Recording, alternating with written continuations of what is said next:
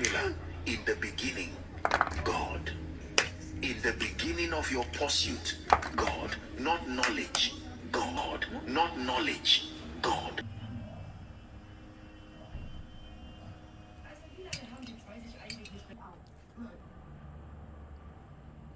Tut mir leid, aber es muss